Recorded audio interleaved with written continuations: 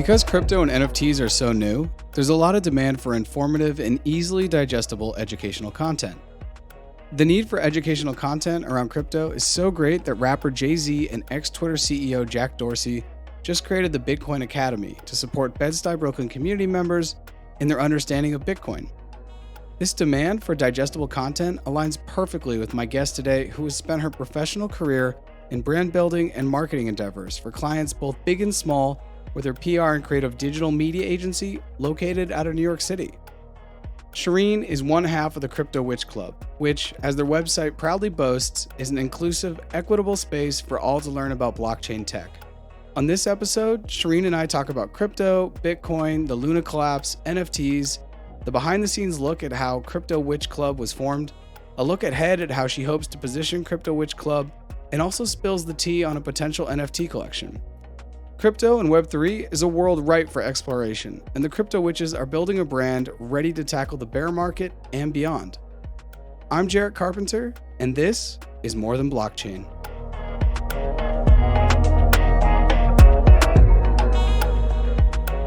Shirin, welcome to More Than Blockchain. How you doing? Good. Thanks for having me. I'm in your beautiful Brooklyn apartment and back in the Big Apple. Yes. Welcome back. And you were just recently traveling, as was I. And so where were you? I went to Italy. We did Rome, Tuscany, Venice. It was a good trip. Yeah. How long? 11 days. 11 days. Yeah. And now you're back in Brooklyn. But were you at all ever doing any Web3 stuff while you were in Italy?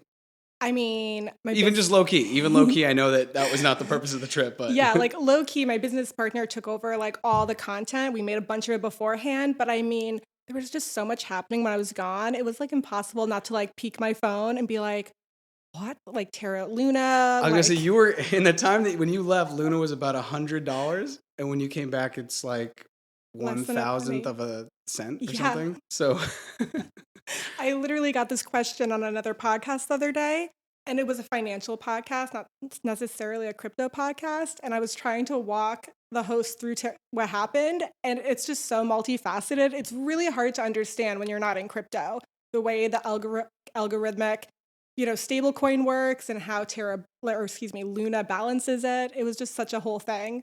The algorithmic pegging for a stablecoin is super difficult, even for me. Like, in theory, I understand it, but like, I think if I had to explain it to someone else, explaining anything to someone else really tests how well you know something. Absolutely. And I think that's why I was very drawn to Crypto Witch Club, because I saw y'all's content and I was like, this is the coolest shit ever. Because the way you guys talk about Web3, you do it in a very, very approachable way. And I think and I'm actually working on an episode right now about Gary V, as it were. Love him. And V Friends, and he just had VCon out in Minnesota. But one of the things I think is most important in Web3 or anything is you can have an idea, but if you can't communicate it, it almost doesn't matter how good the idea is or not good. And so talk to me about the creation of Crypto Witch Club, the podcast, just the entire, I see it as a brand. I don't just see it as a podcast, because that's how I first started to engage with it, because you guys have a bunch of PDFs up on your website that you can go learn. Some are free, some are not. So I feel like you guys are at the forefront of the communication of the thing being crypto, Web3, blockchain. So talk to me about the foundation of that. And I know that we are joined, even though she's here with us for emotional support. Talk to me about your and Caitlin's relationship, how this happened, because I'm sure it has its story. Yeah, for sure. So, I mean, I think the role of communications is so important in Web3. There are definitely not enough communicators out there, because I think you can't have mass adoption in Web3 without reaching Web2. So when we started Crypto Witch Club last September, we had already been running a PR and marketing consultancy in New York for 8 years. So we launched... You and Caitlin? Me and Caitlin, yeah. Wow. So we launched projects like the world's first 3D printed dress for Dita Von Teese. We launched Kenneth Cole's Mental Health Coalition during COVID. And we're good at what we do and we love what we do, which is marketing and branding. But I think I started to just feel really unfulfilled. And I really wanted us to have something of our own that meant something to both of us. So I started investing in 2017. Caitlin started investing in 2019. And we were both super into crypto. I had been in it for a while. Once she understood it, she was such a futurist. She was like, oh, sick. Like, let's do this. So I proposed to her the idea of Crypto Witch Club, and she was on board. And we just started really small, like just making a few pieces of content, putting it on Instagram and seeing if the need was there. We really believe in building businesses agilely. So we were like, let's see. And like from day one, people were asking us questions, and they were good questions. It was like, why is the ETH supply suddenly lower? And I was like, okay, like these people know what they're talking about and they're engaged. So it was cool. I mean, Keith and I essentially met at Pratt. We launched our business, and then we are slowly just converting everything to Crypto Witch Club and making it our full-time job, which is really exciting and actually not that scary, because like we built one business before. We're like, we can build something even better this time, and we're both passionate about it, and we're in so much more control because there's no kind of client in the middle. It's kind of whatever we want. So it's exciting. Wow. Okay. Can we get a timeline? So y'all met at Pratt. Mm-hmm. You started a business After college, yeah. after college. That has been going. Is that still now running? And you have Witch Club, and you're in a transition to go full time with Crypto Witch Club? Is that what's currently happening? Exactly. Like right now, I would say our work is 70% Crypto Witch Club, and we still have a couple clients that we're working with, a Pop Creative, our agency, but it's slowly phasing out as we continue Crypto Witch Club. And it's cool. Like, the clients we have know about it, and they think it's so cool, and they're like, you go, girls. So it's like we get a lot of support, which is great, and which has given us that flexibility. Even one of our clients just shut down a restaurant outside Boston, and she hit us up and she's like, I'm opening a new restaurant. It's going to be an NFT restaurant. Do you know what an NFT is? And we were like, girl, we actually just started this business, Crypto Witch Club. So we'll re-sign you on that side, and you'll be one of our Web3 clients. So it was such kismet. Like, okay, a lot happening. Lion's Milk, have you guys been there yet? no. In Williamsburg? Mm-mm. Lion's Milk is I don't know if they want to be called a Web3 cafe, but it's an NFT cafe. And if you go in and you have an NFT, you get 15% off. So Any NFT. Any NFT. I'm assuming you just have to get to the register and open your MetaMask and do it. So maybe we could do a little field trip between the Crypto Witch Club and the More Than Blockchain crew and head over there. But I've been reaching out to them because I want to talk to the owner and say, this is awesome. Why? And continue to move forward. Because I was saying about a couple months ago to someone in Colombia, she wants to open up her own cafe. And I said, if you open up your own cafe, that's great. You're going to have the pastries and the coffee. And even if it's world class, it's just pastries and coffee. But what if you were to have a membership where you buy an NFT and only there's 20 NFTs, and all the people that buy NFTs get unlimited coffee on Tuesday, Wednesday, Thursday, forever. I don't know, whatever you want, whatever gimmick. So I think adding tokenization to businesses can be very fun.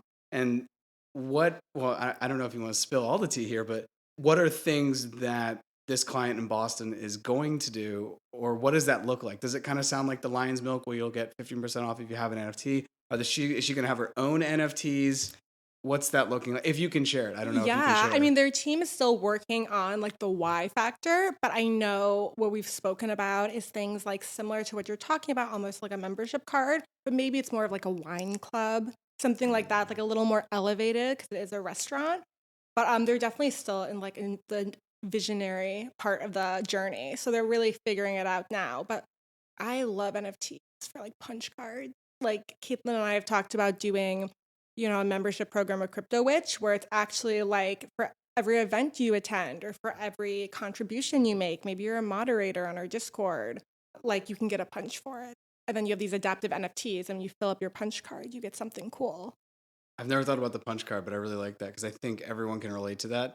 I don't know if that's Web 1 or Web 2 world, even though it's not digital, but you will be, for me, I'm more incentivized to go back to a place if I'm on my 9th sandwich and on my 10th, then I know my 11th is free. I love a punch card, even if it's something I don't want and I don't care about. Especially when it's something you don't want, because it gives you that incentive to go do it. I just want to win. And I love using the punch card idea as a collaborative tool because before I moved back to Brooklyn, I lived in Chinatown, Lower East Side, and all the neighborhood coffee shops all did this promotion together where each punch, you would hit a different coffee shop in the neighborhood. So not only was it benefiting each individual coffee shop, you were benefiting all the small businesses in the neighborhood.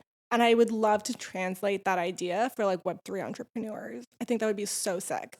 Break that down. Just build something hypothetical of how that works, because I love it. Yeah, I mean, I think it could be something where it's like you take another community that's similar to ours, because I think there's really room for everybody in Web3 and Web2, but people are getting there. But if you take something like Boys Club Crypto and Crypto Witch and BFF and Surge NFTs, which is like this group for women, and then you got a punch for each event you attended or Twitter space you participated in, and at the end you get some type of like merch or some type of free pass to one of the events. I think it's such a cool way to bring these groups together and not only have people engage with you, but show them other groups that they can also benefit from. Okay, cool. That's Right? yeah, I Like, can see it, but the smart contract's gonna be fun to look at oh my of that, God. because you're gonna have multiple different wallets all partaking on chain, being a part of this ecosystem. Yeah. Is that, I feel like stuff like that's starting to happen, but it's just like with like two people or Yeah. two entities or two organizations. But building out the Yeah. one we were talking about, where in IRL it would be multiple different cafes or multiple different organizations, like you're saying. That'd be kind of wild. Are you guys actually? I want to go back. How did you sell Crypto Witch Club to Caitlin? What was that conversation? You guys sat down and you said, "Hey, So I need you to listen to what I'm about to say. It's going to sound crazy, but let's, what was the sell?"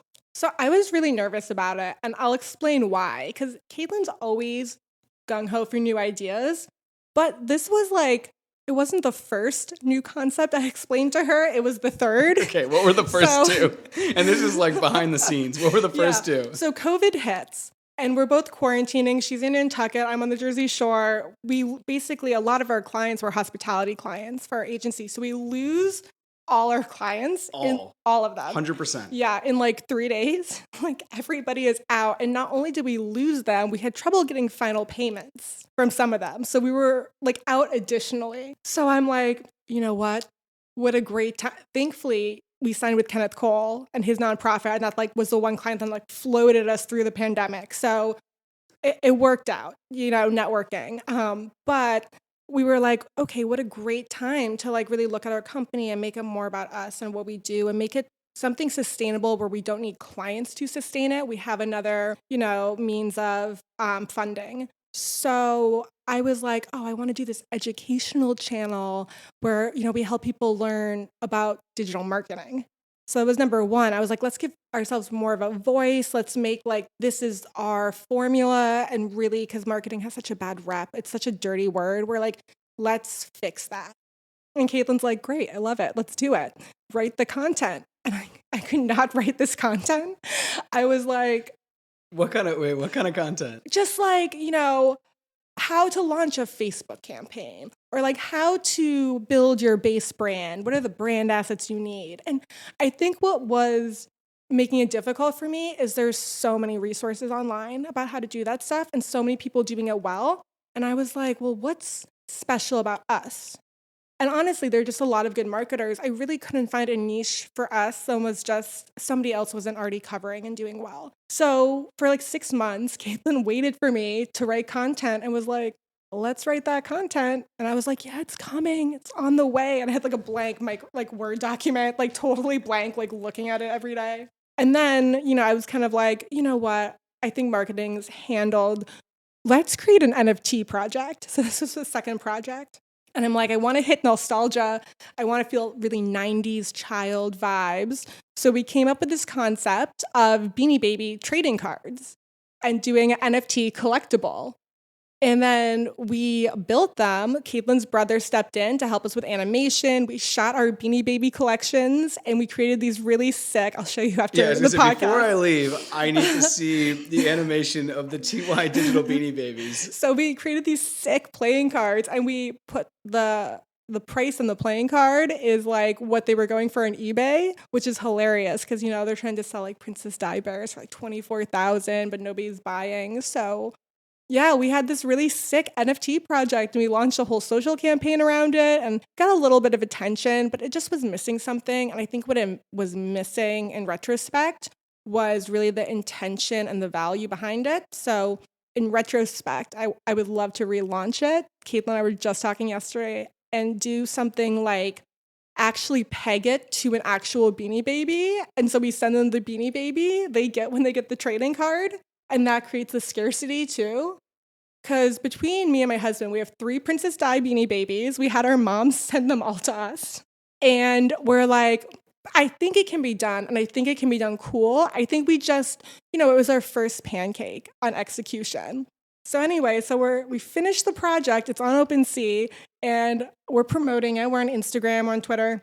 And like 2 weeks in, I'm like, I have an idea. I have a different idea. And I just felt like it wasn't quite there yet. I couldn't put my finger on it. But anyway, and that's when I propositioned her with Crypto Witch Club. So I was sweating at this point because I'm like, oh my God, Caitlin has so much faith and trust in me.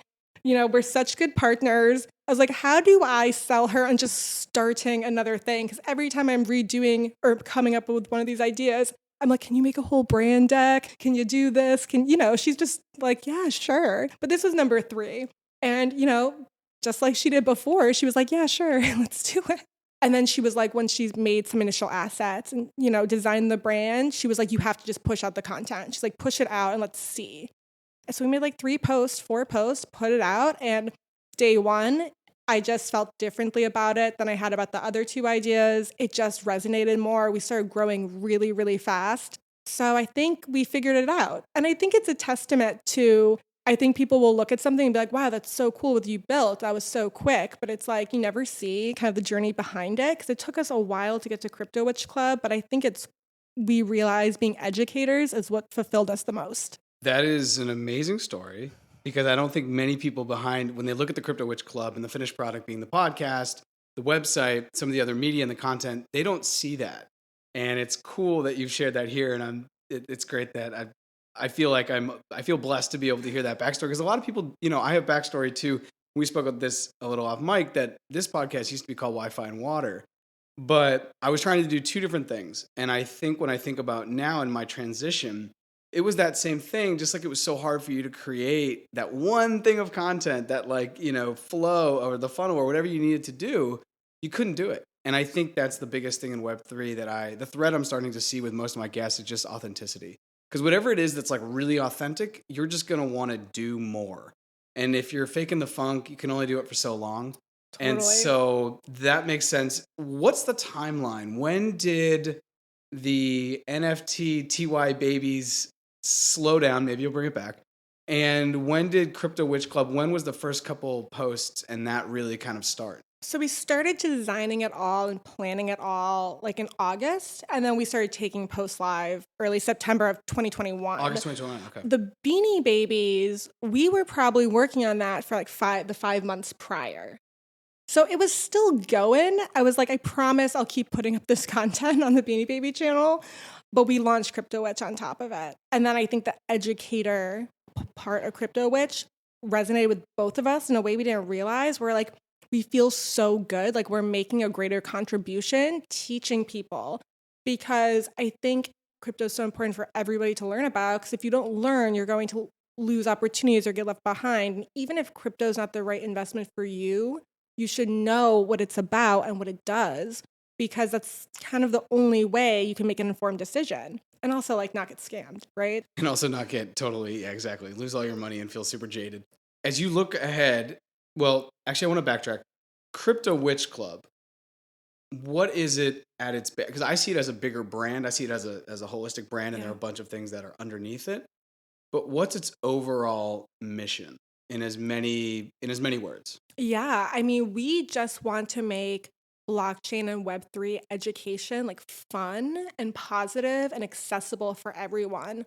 I think a huge thing for us when we started is there was so much negativity and like toward people who didn't understand it, or maybe if somebody asked a question that people thought was like quote unquote stupid, they were kind of like just be so rude. And I'm like, y'all never gonna make any money unless we bring everybody on board. So like, why not educate it? If somebody doesn't know the difference between a wallet and an exchange, instead of being rude to them, why don't you just send them a Coinbase article on Twitter and say, this is the difference? Like, I'm a big believer, and it takes like the same amount of energy to be like kind as it is to be rude. So it's like, wait, if people are into learning about this, like let's promote that and make that feel good and make everybody feel welcome. Because otherwise, especially women and marginalized groups are just they're gonna be like, that's not for me. Like, I'm not welcome there. Yeah, I think in the adoption curve, there's a part where whatever it is seemingly only for the wealthy. And so if you look at something, even this is years ago, it was 2011. I was in Guatemala. And by 2011, Facebook's up and running and it's killing it. And, a lot of people are already on it. And that's how a lot of people are staying in touch. And I remember being in Guatemala, and this is an anecdote to talk about this exclusivity as tied to technology. And I remember talking to somebody about Facebook.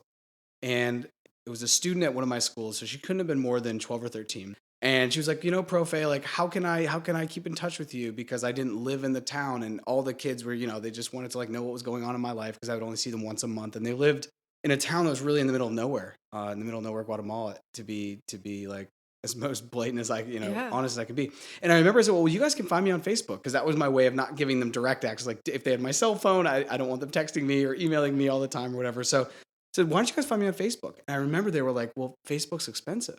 We can't afford it. And I was like, no, guys, it's free. Like you guys could, Now there's bigger problems here because this community was barely on the electrical grid. So their access to like actually getting electricity was a little, but the fact is they thought Facebook, and I'll never forget this because it's the power of like nascent technologies and our perceptions of it. They thought Facebook, you had to pay for it. And because it was too exclusive, and then therefore they couldn't be on it. And I think about that now with NFTs, Bitcoin, what have you, anything tied to blockchain, really, even the metaverse.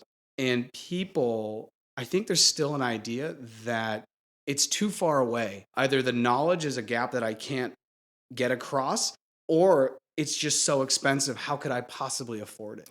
Yeah. And how are you guys taking that idea and breaking that down? If someone comes to you and you're like, oh, but I can't afford Bitcoin, it's $30,000. What do you say? Yeah, I mean, I think, people have to understand that you can buy a portion, number one. And I do think there is some truth to people's concerns when you look at like NFTs and run on the Ethereum blockchain.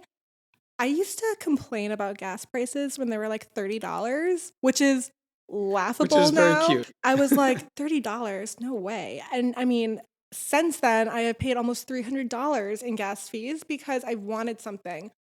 So when people talk to me about accessibility with NFTs and the Ethereum network, I'm like, there's not much we can do until ETH 2.0 comes out. But I usually try to refer them to something like Solana or Polygon networks, where the gas fees are like negligible and under $1. And if you're on a budget, you can buy something with that type of gas fee. If you're on a budget and you're just starting out with NFTs and you're nervous about how you're spending your money, you're not going to purchase a $200 NFT and then pay $250 in gas fees. I mean, imagine buying something online and seeing the shipping costs and it's more than the item. Just mentally, you don't like to go there, even if it's still a low-cost item, I think the huge thing too is a lot of people are like, they know they can start small, but they don't know where to start. So they think it's better to not start at all. One thing I hear a lot is people saying like, oh, it's too much now. I want to wait till it dips. Totally fair. I respect that. But then when it dips, they're like, oh, it's so low, it's going to zero. And I'm like, no, girl. Like, that's when you have to do it. That's the Barney sale, and I think it's more, I find that people are usually more educated about it than they think, but there's definitely, there's still an education gap. So a lot of people, even traditional finance, they're not that educated in. And a lot of traditional finance concepts like buy low, sell high, they relate to crypto as well.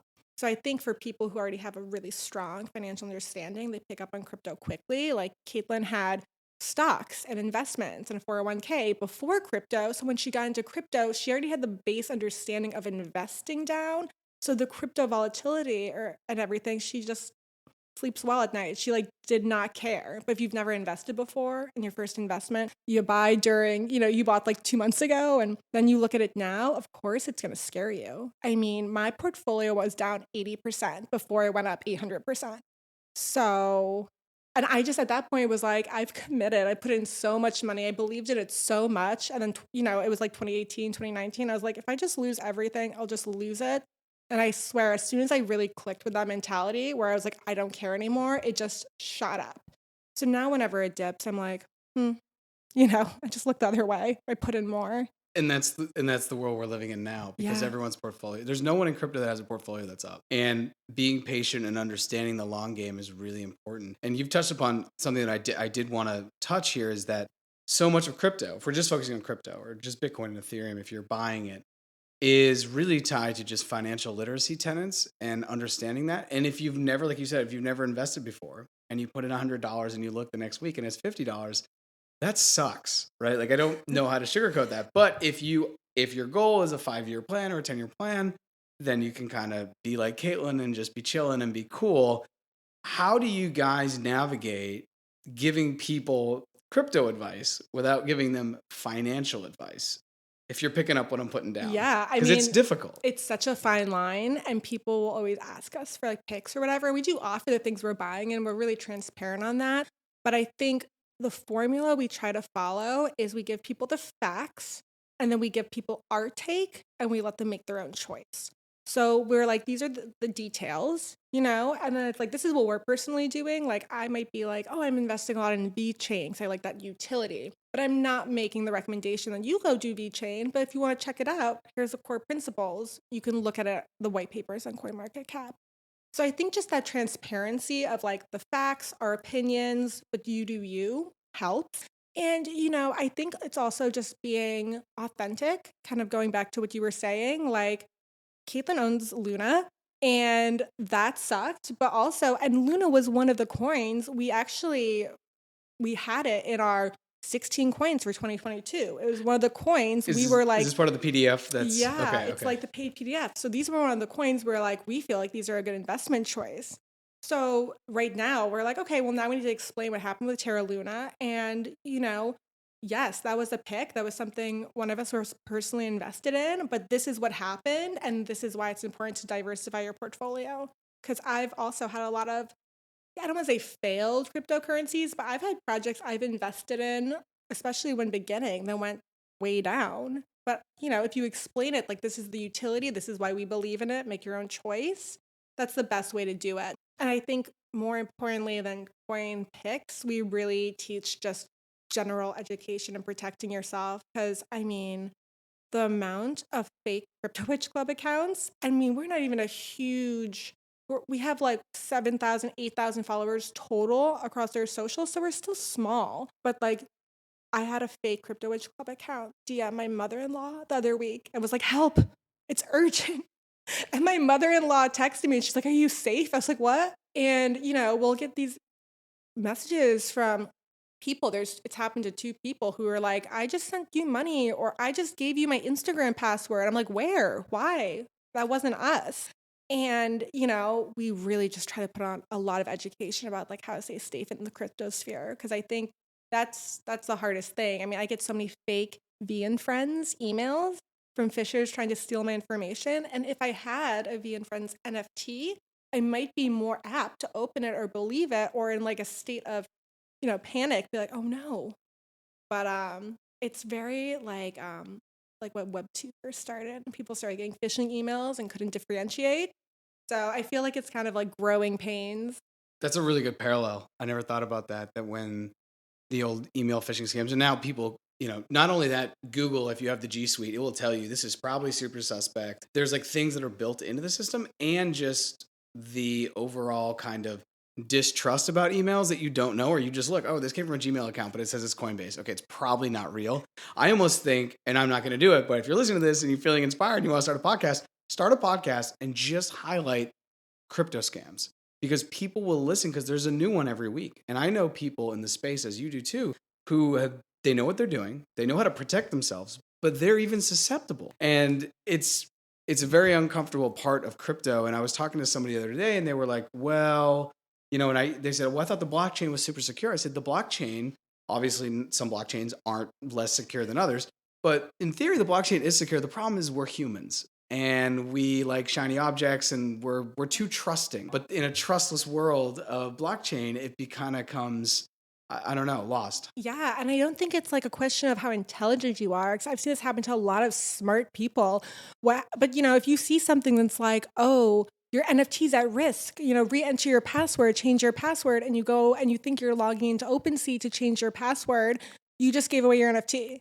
Like it happens so fast, and I normally see it where people will see an email and it'll shock them or scare them, and they'll be like, quick, I have to change my password, or quick, I have to put more money in my account, it's overdrawn on Coinbase. But it's not real. It's not real. One of the things I really like about Binance and Coinbase, and most of the platforms offer this, and I don't know if you guys do this, you can whitelist your coins or whitelist whatever you buy. So when I go into my Coinbase account, for example, I put in my password and then I have to put in my 2FA, which is either the Google Chrome, the Google Authenticator, or I have to put in a text that they'll text me. Now, there's a way that, the phishing can get your number and do that.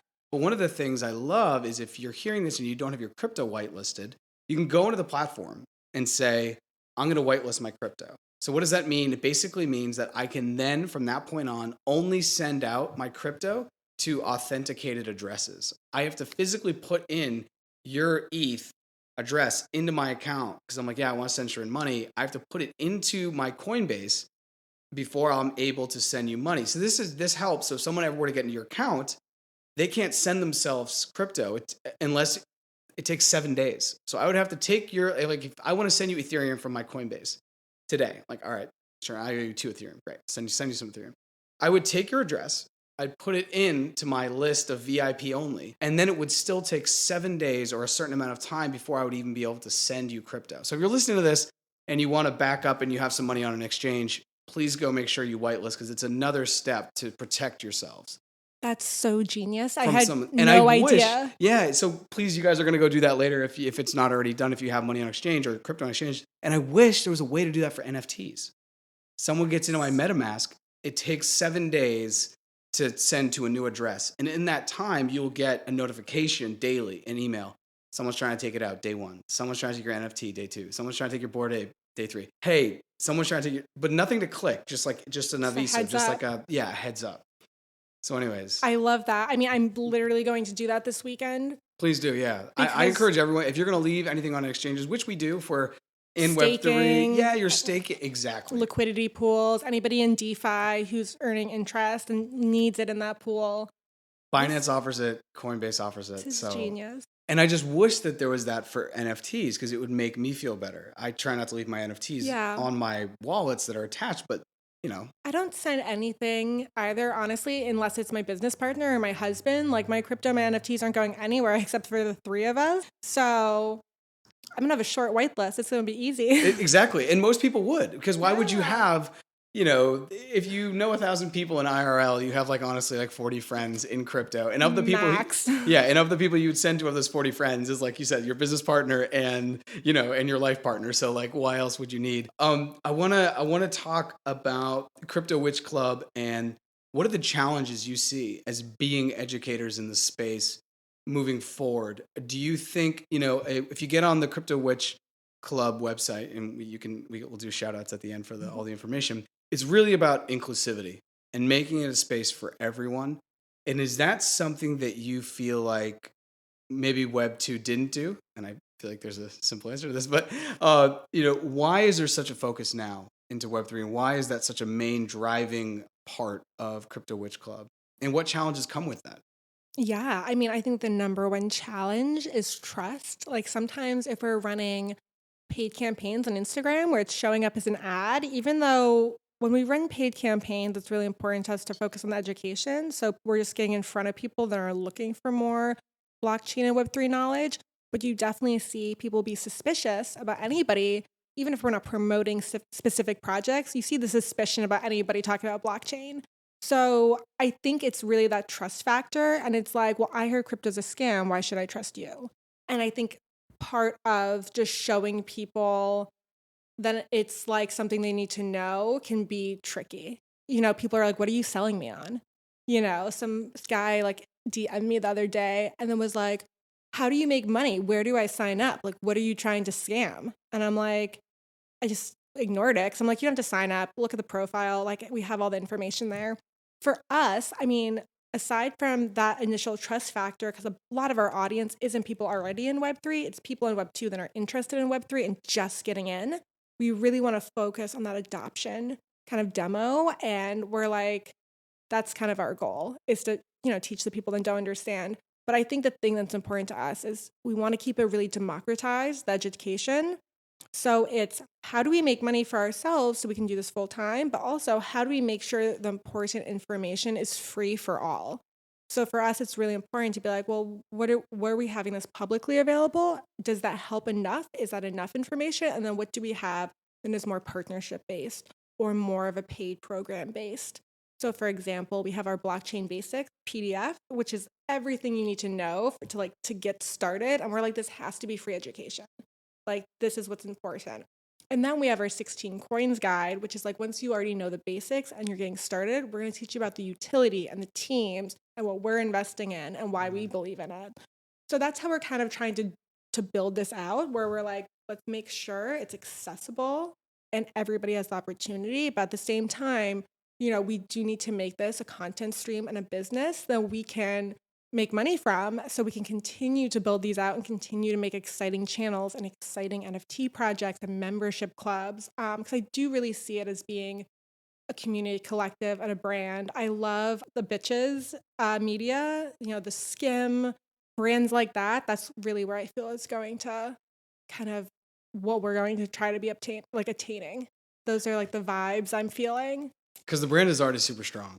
I just love your Instagram, and it's just like amazing. If you look at More Than Blockchain, it's a little kind of methodical, and I'd like it to be a lot more culturally competent. And I love you guys are obsessed with Elle Woods. Do you want to speak on that at all? What you were going for, I think, in the first iteration there of like a '90s cool vibe education on whatever that has come out. I see the pieces of the first two in now the third iteration, which is Crypto Witch Club. But why the focus on the '90s? Is that because those are the people you think are switching from Web 2 to Web 3? And I say that because maybe Gen Zers don't know about Elle Woods. They don't get those references.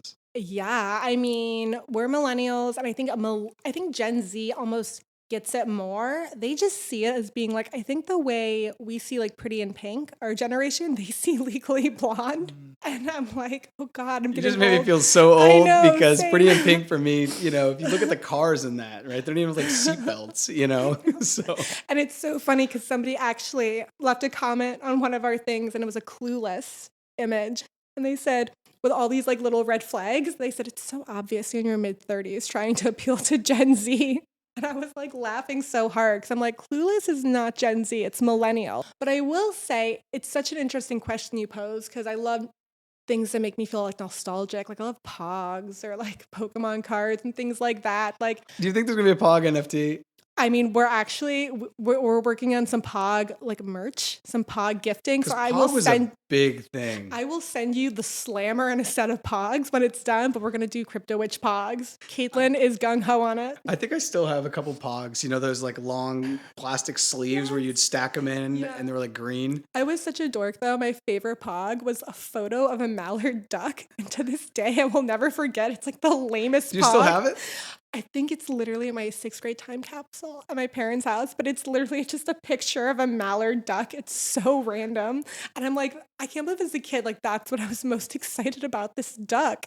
But yeah, it's so funny. And I think, that's our natural aesthetic. We love these fun callbacks, and we love breaking down things and bringing in celebrities. But the first iteration of Crypto Witch Club actually didn't have any of the celebrity or kind of the throwback things. I just started putting them on like stories one day when we were responding to things, and I realized people were really into it. Originally, our imagery was very like futuristic and like a green escalator. Like metaversey. Yeah, like it was a little darker, but we were like, oh, people really like these gifts and they like these mentions. So, again, going back to the agile business, we're like, guess we're going to start pumping more of this out.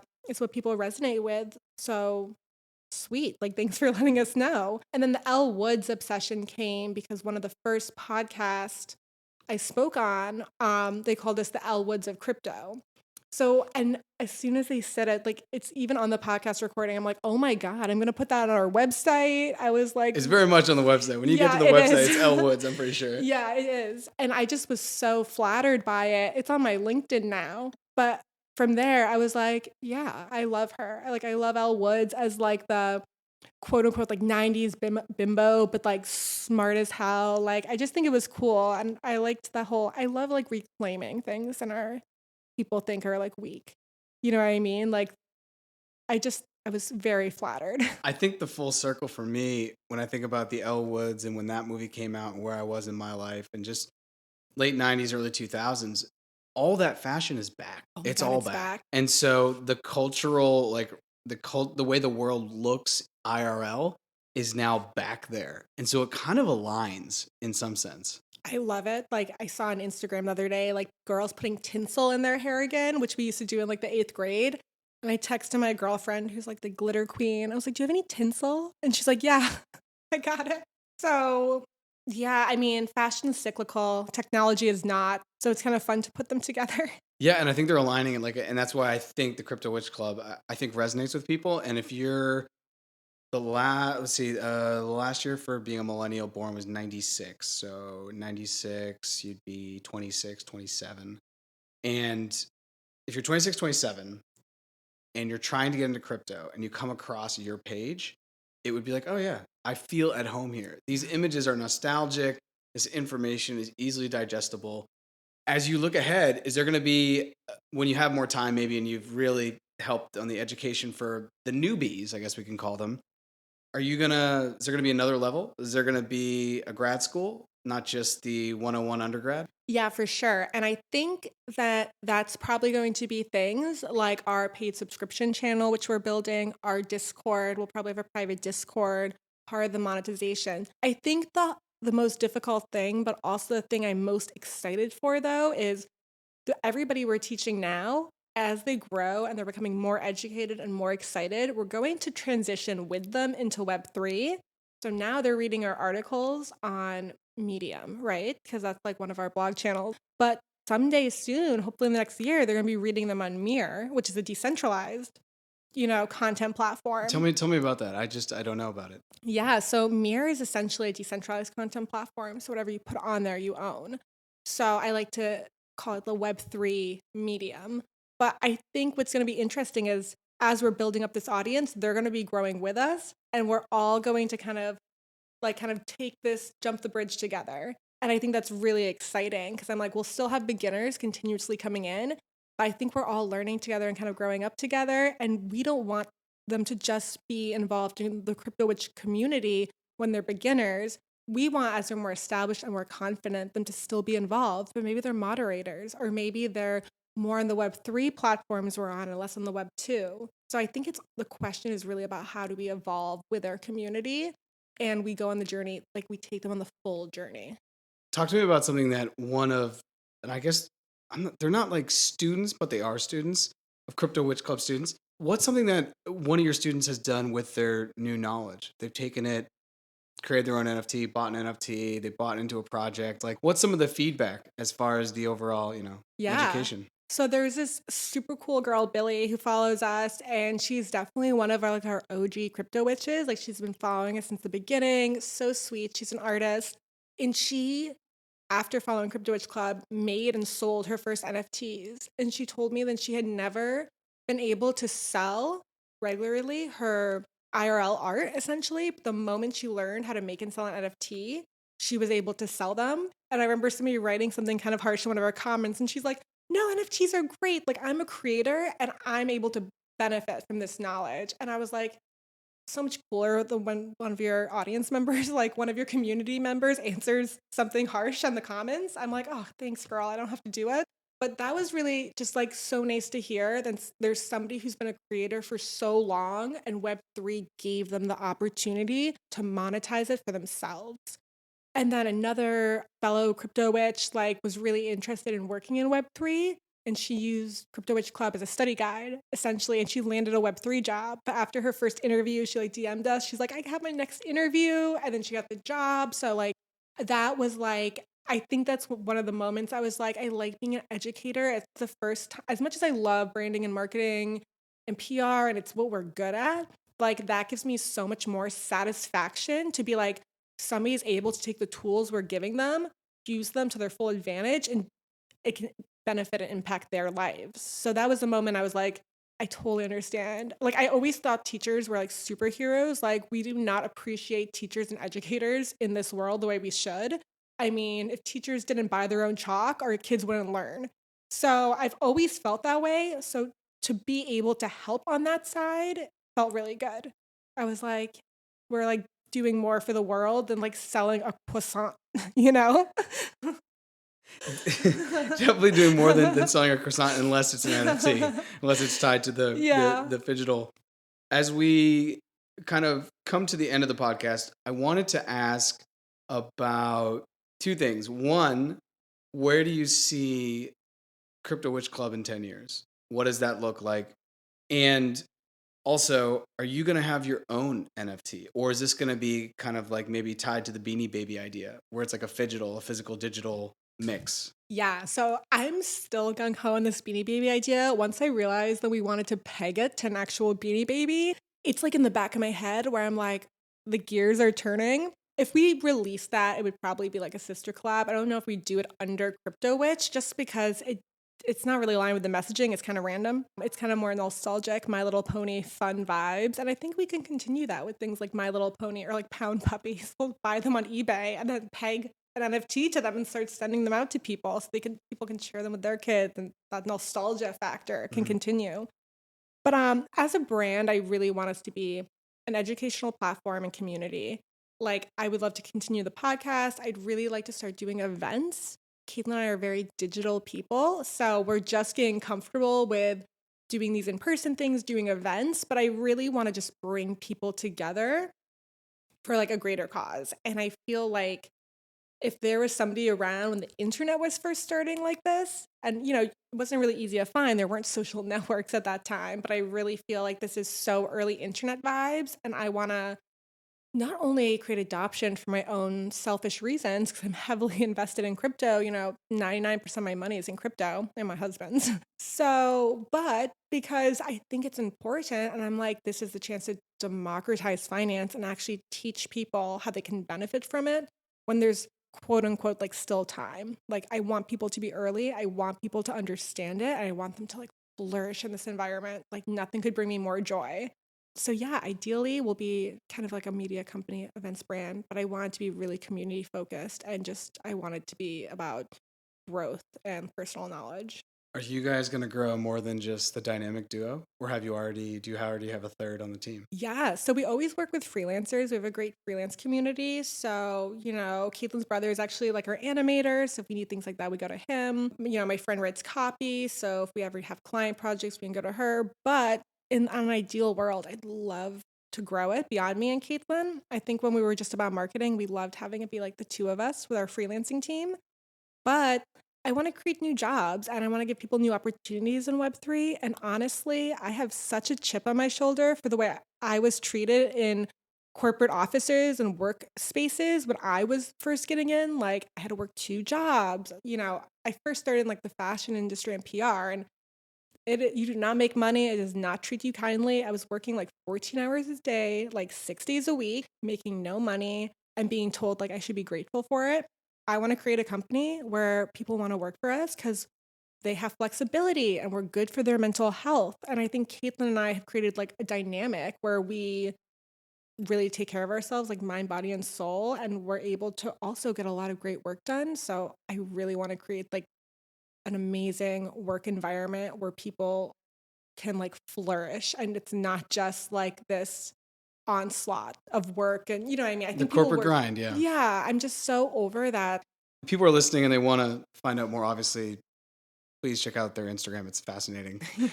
But where's the best place if someone wants to reach out and they're interested in crypto? Maybe they even listen to more than blockchain, but they haven't reached out for whatever reason, and they're like, you know what, I listen to this podcast, I feel empowered to make my reach out. Where's the best place to find you guys, and then where's the best place for them to reach out? Yeah, so the best place to find us is definitely on our website. It's cryptowitchclub.io.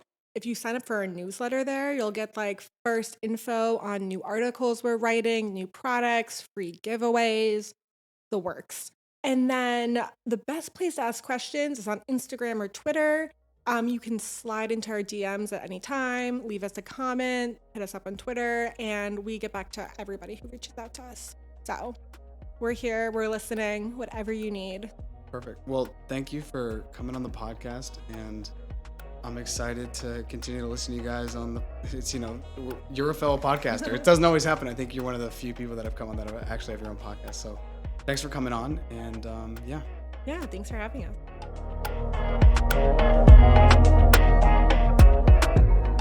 Thanks for listening to this episode, and a big shout out to Caitlin and Shirin for sharing their work from home space for the recording of this episode. Be sure to check out their website at cryptowitchclub.io and find them on all socials at cryptowitchclub.